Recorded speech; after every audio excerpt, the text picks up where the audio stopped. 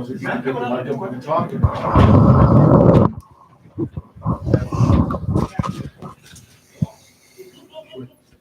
Coach, give us your overview of today's game, and congratulations, obviously, on a big win. Well, thank you. It was just more our type of baseball. You know, we just want to battle. We want to get as many guys on base as we can, try to get in the bullpen as soon as possible. A lot better energy today at practice. You know, our back's been against the wall all year. You know, nobody thought we'd be here. That's what we told them. That's really was the message before the game was, you know, everybody's been betting against you, and let's go prove them wrong. How important was it to get on the board first? I think anytime you get in the loser's bracket, and I know this sounds just crazy, but you have to win that first game. And I know guess what I'm saying, you can get back rolling again. So if you get back rolling again and you score first, it's really big for your momentum. You know, and our guys just came and fought. I mean, we talked about having heart and just going and playing hard. Second inning, your left fielder made a really nice play on a tricky ball. Looked like that kind of boosted everybody a little bit defensively, and helped your pitcher then get on through that inning. Yeah, I mean, they put some really good swings on the ball early. And, you know, sometimes the ball just doesn't bounce your way. I mean, it bounced our way today. We made a couple really good plays, but Marshall catching that ball and then going back in and scoring again the next inning, you know, and just keep applying pressure. Just all around good job by all of them. Talk about your outing today. I understand you haven't started in 2-3 weeks or so. Yes. I mean, it's really easy to go out there and pitch good. And I mean, all you got to do is fill up the zone when you have an offense that's putting up 15 runs in 5 innings behind you. I know she went down to the bullpen and threw a little bit in between. Was that sort of your biggest hurdle, was staying warm during the big inning? Yeah, I mean, really, it honestly was. It was almost an inningly thing to where every inning I had to go down there and keep on throwing because we're scoring runs so much. Felt very comfortable on the mound in terms of climbing the plate. Yes, sir, I did. Followed what the catcher was asking you to do. Yeah, I mean, I was just going out there, not trying to do too much, just hit spots and execute pitches. Early in the game, the weather was just perfect. No wind at all. Your last inning, that wind was pretty ferocious coming from southeast. How did you adjust to that? I mean, if anything, it really helped me because the wind was blowing at my back. So that just made it even easier for me. All I got to do is throw it down the middle if I know the ball's going to die. So, I mean, I didn't mind it. Congratulations on a great day at the plate. First home run, you went to left. Obviously, a ball was outside. You were looking to take it that way? Yes, sir. Yes, sir. I mean, threw me an outside pitch. I was just kind of looking for something I could do a little damage with 2 outs. I mean, runner on first base and threw me an outside fastball and just kind of went with it and worked out. Did you have an idea it was going to go when you hit it? It sounded good. Yeah, I mean, it felt good off the bat. I mean, got the meat of the barrel on it, so. Your next time up, base hit or loaded, you knew he was going to have to give you something. Yes, sir. I mean, I got in that 2-0 count. I kind of expected a fastball, and I kind of got it in a good spot to just drive it, you know, put it up there. The wind was blowing out at the time before it flipped. So, I mean, just kind of get it up in the jet stream and let it fly. Nice. Talk about your teammates. Everybody was on base almost every time.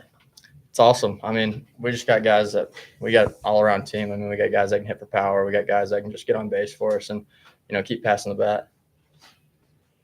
Yesterday, after the loss, before, no panic or anything, just focus, practice, and try to bring your concentration into today? Yes, sir. I mean, like he said, I mean, backspin against the wall all year. So it wasn't anything new. Just kind of show up to the yard, stick together, and play hard.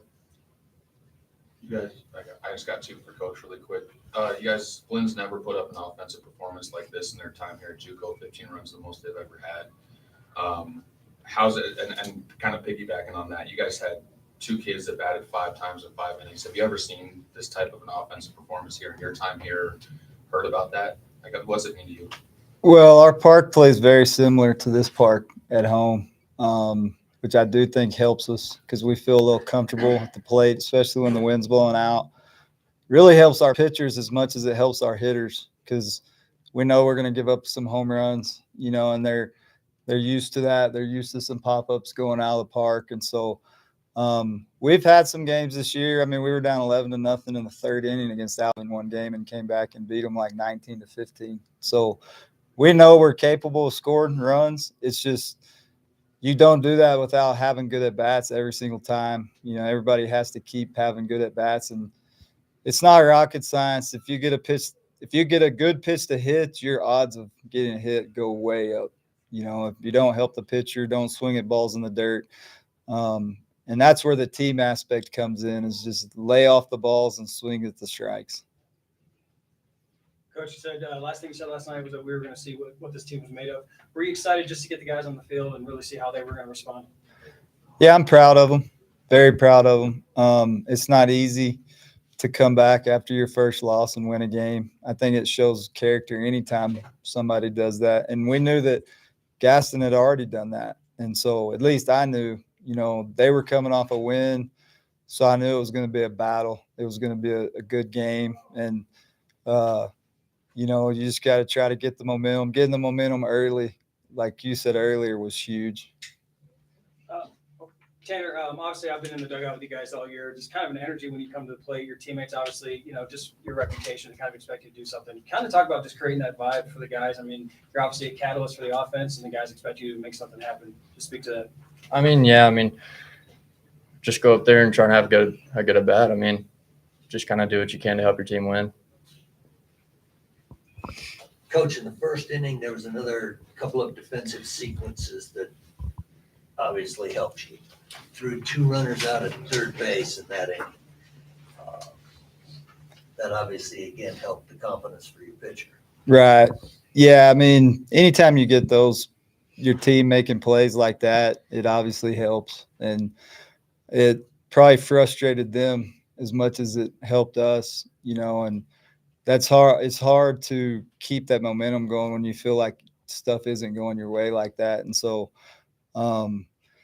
it's just baseball. It's one of those things. It's happened to us too this year where we've had games we hit every ball they catch, or, we make a good pitch. And I know a couple of those hits we got today were really good pitches. The bases loaded double was a really good slider on the outer half that we barely touched it, and it just found the line, and so the ball just kind of bounced our way today. I just got one more for Shane, and that's as far as that first inning, piggybacking on the defensive side of things, how much did that calm you down when the only 2 hits you gave up until the 5th inning were those 2 hits you gave in the first? How much did that calm you down on the mound? Yeah, it's big time whenever you have a defense that's going out there and making plays. Coach has been talking about it all year. Whenever a guy makes a play for you, you leave it into your hands to go out there and pick them up because they picked you up. So, whenever my defense is out there making plays for me like that, it just fires me up that much more to go out there and get the next out. Justin, can you speak real quick? Tomorrow, whoever you guys play is going to be a rematch of sorts, whether it's Wabash or Weatherford. You obviously played in at the beginning of the season. Just thoughts on either team? I don't think it matters. We don't care who we play. It's never about the other team, the other dugout. We got to do what we do well, and hope it's better than what they do well, and either one of them are going to be really good. We know that, but I think we're just as good when we play the way we can play.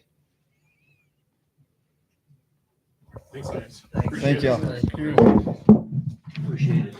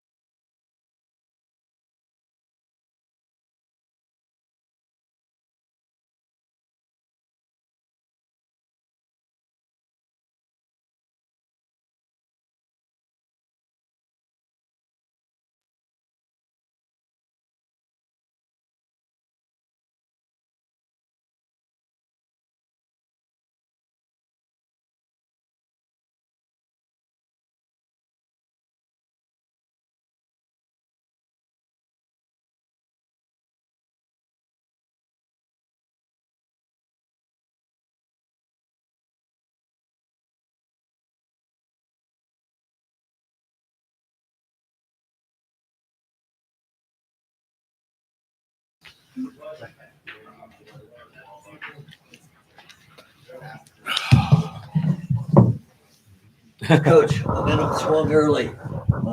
Yeah. Losing those two runners at third in the first inning, that had to be a gut punch. Yeah, I mean, it's disappointing, but I'm not disappointed at all with our effort, and I'm not disappointed with. I'm proud of our guys. It's a fine line because there's only going to be one team here that leaves here and feels really good about it, and that's a shame because there's 10 really good teams here, and that's what I told our guys at the end. Is disappointed in kind of how we played. A lot of things didn't go our way early, like you said, but I didn't want to talk about any of that today. We didn't talk about the game today because there's no point. What we talked about was 50-13. What we talked about was winning the Region 10 title, winning the Eastern District title, coming to the World Series in our first year of eligibility. Those were the things that we talked about because those, at the end of the day, are the things that matter. And I didn't want our kids to walk out of here and not realize how fortunate and how lucky that we were and grateful we were to be here and to take the moment in. We pinch hit a couple of guys late that had been with us for both years. And I thought it was important for them to get to experience that. We put some guys in on the mound that hadn't pitched a ton. I thought it was important for them to get to experience that because this is the Mecca. This is what you do when you're a junior college. You want to go to the World Series. And so nothing negative to say. We didn't play very daggone good. It's pretty evident. But, God, what a heck of a run and what a heck of a year. In looking at your roster, Coach, the way you've been able to develop the program, you have a ton of kids who are going on to D2, D1 baseball. We do. That's got to help in the recruiting, but it also has got to say a lot about how you built the program. Well, I think junior college, and first of all, let me just say, too, to credit to Blinn and how well they played, but I think junior college in general is about development. I think with the rules the way they are, I spent 30 years at the Division I level. With the rules the way they are anymore, with the 20-hour weeks and the amount of time that you can spend with these young men, and then again you throw in the transfer portal, and then you throw in, I think I saw today there's 700 kids in the portal, and it's really hard for a high school freshman or a high school senior to come in there as a freshman in some of these programs at 18 years old and be able to compete physically, emotionally, academically, the whole way. So our job and what we've sold to our players is we're going to get you to where you want to go, but we're going to do it in a way that you actually get the chance to compete. You're not sitting for a year. You're not redshirting. You're not doing those things. There's no substitute for playing baseball other than playing baseball. You got to have at bats. You got to have innings pitched. And we've sold our young men on that. And then what's happened, I think we have 12 Division I commits on our club. We had 9 last year. And so, talking about 21 Division I commits in 2 years. So obviously the development piece works. And so I think that's why kids want to come here. Awesome. That's what I wanted to talk to you about. Yeah, well, I appreciate it. Let me ask you this. The coming to Grand Junction, you talked about it's an experience.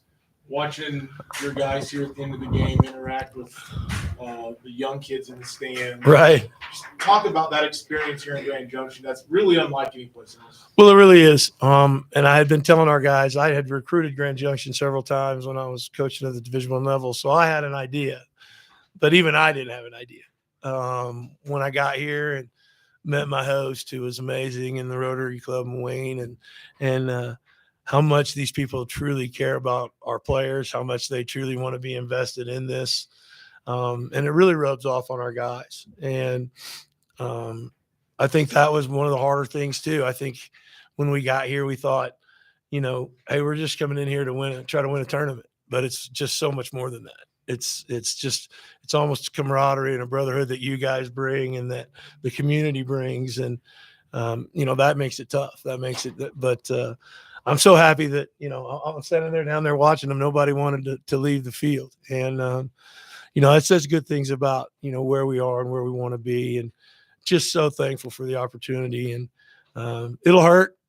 It'll hurt for a few days. And, you know, I love my 2 assistant coaches. And I said, you know, okay, we got 3 days to kind of pick ourselves up, you know, go kiss your families, and then let's go recruit. And because I want to be back here. I want to be back here next year. And I found I'm a pretty good coach when I have good players.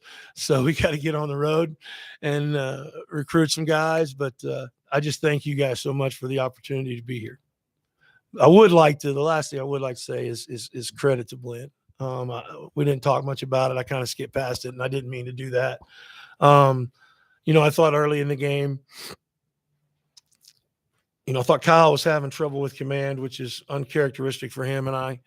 You know, balls and strikes are so hard at this level, and you know, it just seemed like, man, we made some really good pitches and didn't get them, and that's okay. I mean, I'm definitely not blaming the umpiring at all, but I thought that shook his confidence a little bit.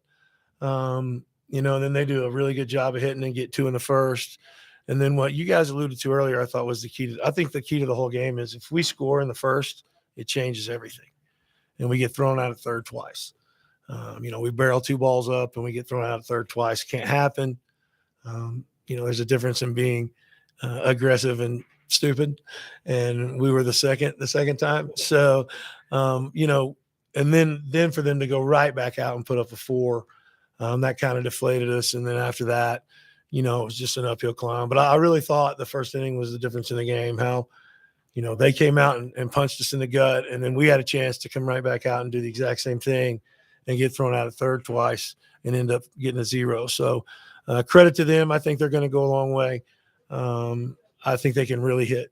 I mean, I think they can really hit, and I think that they hit some good pitches today. The young man that you had in here earlier, you know, my gosh, I mean, we threw him. I mean, we were making pitches up trying to get him out today. So, but credit to Blinn, and I'll be rooting for them, obviously, because of, you know, they beat us. So, I'm talking out of turn here, but I'm just so excited. I'm just so excited for our young man, and I just appreciate all you guys so much. And you know, it's our second year, and somebody asked me if we're going to be back, and I said, well, if we're not, I'm going to be really, really disappointed. So happy to be here, and go Rhinos. All right. Thank you.